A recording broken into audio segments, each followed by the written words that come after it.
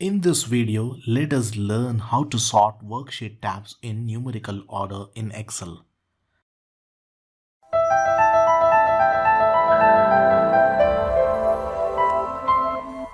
Welcome back to dptutorials. This is the sample Excel workbook with 9 sheet tabs in random order, and let us try arranging them in the ascending order of numeric values. Go to VBA editor window, insert a new module, type the code like this, or you can simply copy and paste the code from the description. Go back to the Excel sheet, go to View tab and click on Macros and select the Sort Sheet Tabs macro to run.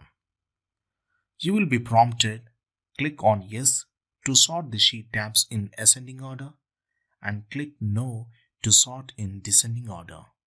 Let us click Yes, and you will be thrilled to see that our sheet tabs have been sorted in numeric order.